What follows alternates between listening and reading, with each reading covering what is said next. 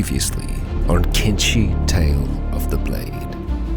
Cat and dog left the abandoned armory behind, finding other buildings strewn across the Leviathan Coast, containing the very same spiders that put them down before. Choosing caution over an uncertain fight, the two traveled further north into the east, through countless beak things. The mammoth creatures had made their nests along the ocean's edge, gorging themselves on Garu and the odd unfortunate nomad.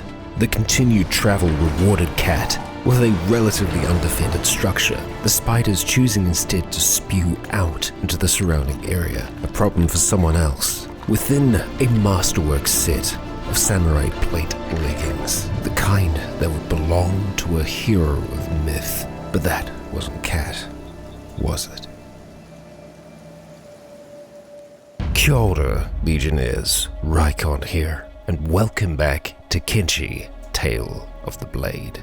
We rejoin Cat and Dog with the Leviathan Coast now behind them, and of course the area that they have just entered is known far and wide as the Cannibal Plains.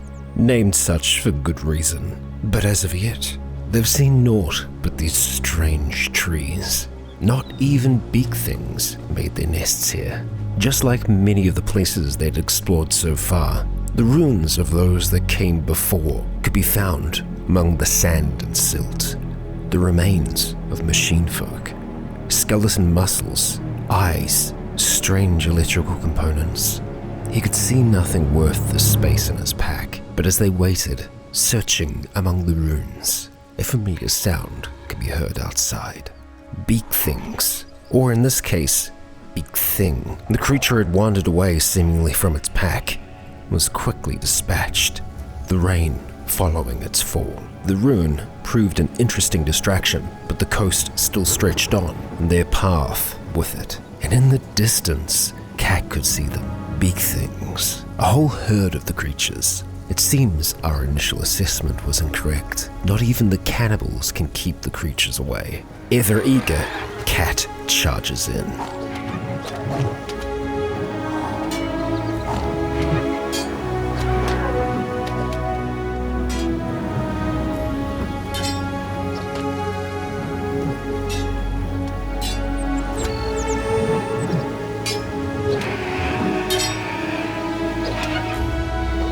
And while Cat was an adept killer, Dog still had some catching up to do. If you wish to follow the path of Cat, you need only seek out the twisted remains of the creatures that torment so much of the continent. But you see, Cat wouldn't want it to be that easy to track him. They'd spent a long time on the coast. They'd need to start heading inland, and a nearby mound seems like a good start. It was from that mound that he would be able to make out quite the sight in the distance. A massive structure. It was a long ways inland, deep within the territory of the Cannibal Plains. The sight drew Cat. His curiosity piqued. We know his next destination. Placing Dog back down on the ground, they'd start the next leg of their journey.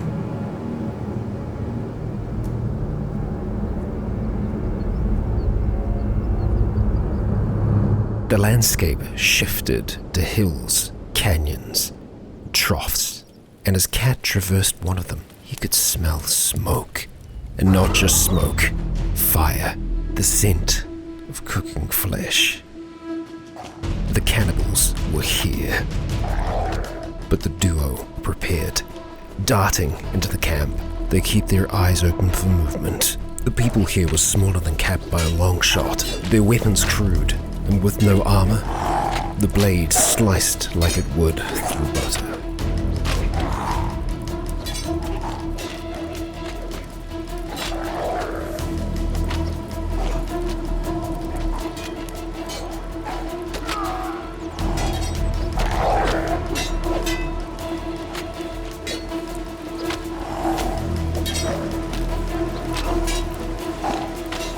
With speed and efficiency, the camp was dispatched.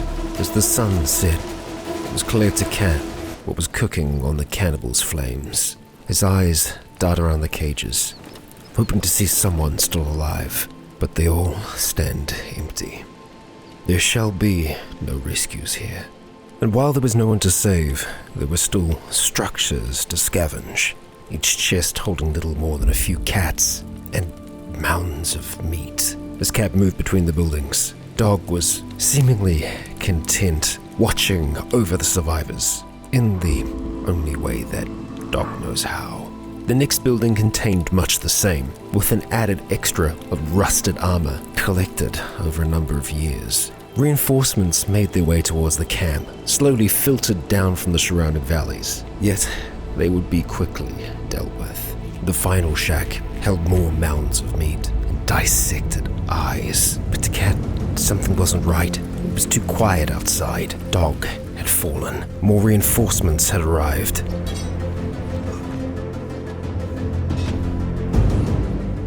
Between the cages, he couldn't swing his blade as far, yet his muscles were strong enough to carry him. First, he'd need to see the dog. Their wounds were minor. What's this? One of their own, tied to a pole. That was not Cat's work, and certainly not Dog's. They were then consuming the flesh of their own. The fallen, the weakened. It was survival of the fittest among the cannibals, as it was through much of the continent. Cat was tired, no doubt Dog too, yet the young one rose, as yet another sought to snuff out the life of Cat. This whole time he'd barely taken a scratch, yet he had destroyed them all. They could not rest here. No matter how many cannibals they felled, more would find their way to the campfires. They'd need to continue on, running throughout the night, running towards that tower. But the night wouldn't be with them all that long. The sun was already on its way up and over the horizon. Cat barely realized just how long they'd been fighting. With blade in hand, he'd ripped and teared all night. And now with the light of day, it was clear that it wasn't birds that they could see in the distance, floating aimlessly over the tower. No, they were machines. The duo had found themselves on a flat expanse, Plateau, sitting above the Cannibal plains.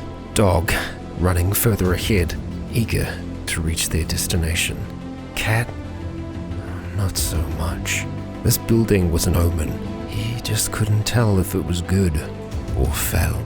As they approached, it was clear that this place was no home to the cannibals. A lone iron spider guards the way. Not as fast as its smaller counterparts, but still packing a punch. Dog falls, but Cat succeeds. They would need to be careful. Cat neared the only way across, a rickety structure, but one that had stood the test of time. Machines circling overhead. There is but one way forwards, and that's across that bridge. Off you go, Cat. 1 foot in front of the other. Ignore the fall.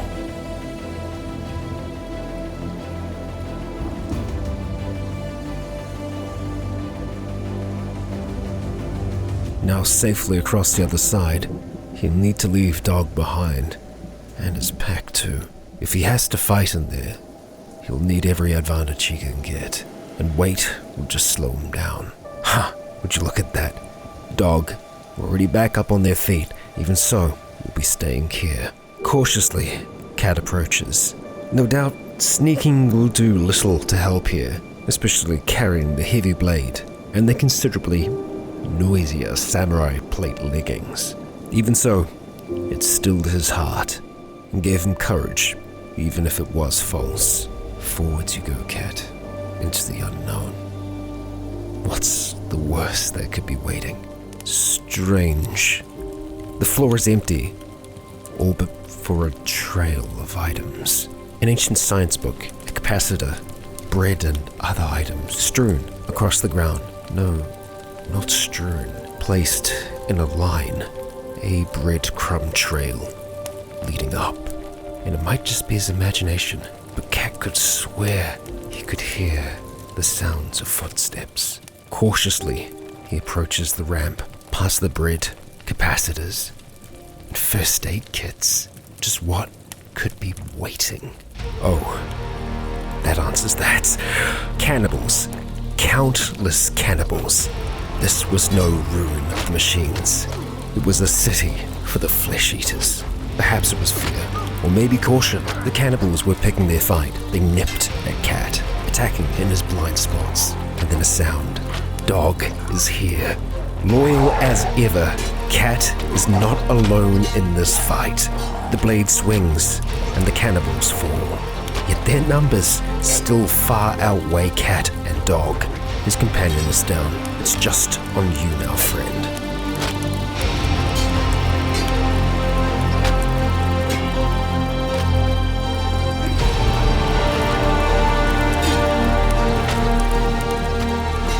Cat's armor is strong, and his will to survive even stronger than that. He reigns victorious, picking up his companion. It's clear that this place was not always in the possession of the cannibals. Old workshops and research stations, not unlike the others that Cat had seen so far on his odyssey. And they weren't done yet. There was still one more flaw. Yet no cannibals await them up here.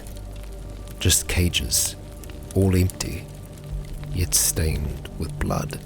This tower tells a tale of torment and terror. No doubt many had perished here too. There was but one safe, easily enough opened by Cat, and within a number of different armor types, but all of lower grades, not belonging to any one faction. The cannibals had been collecting folks from far and wide. Sitting down next to the stinking fires, Cat had a moment to collect himself. How many had fallen today by his hand? Certainly tens, hundreds, yet how many? And did it matter? As the remains of travelers, just like him, decorated the fireplaces. No doubt it was their way of life, their way of existing out here. None of that mattered to Cat. He was alive, that's what mattered. And so, as Cat sits and contemplates the blood that has been spilled, it is with that we shall be leaving Cat and the tale for today. He reached his goal, reached the tower that beckoned him, yet it was just a trap, and not even one that would truly test him.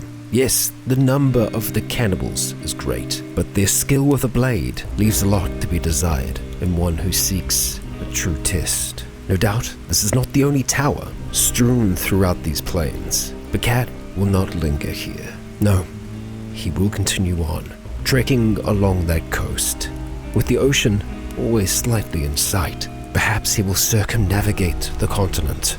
Who knows? We only know one thing for sure. He will do all that he can to keep that blade within his possession. Keep it secret. Keep it safe. Legionnaires, I ask you, if you have enjoyed today's episode, please consider leaving a comment or a like to let me know if you enjoyed the show. As for now, I have been Rycon. You have all been awesome. And until next time, stay tuned.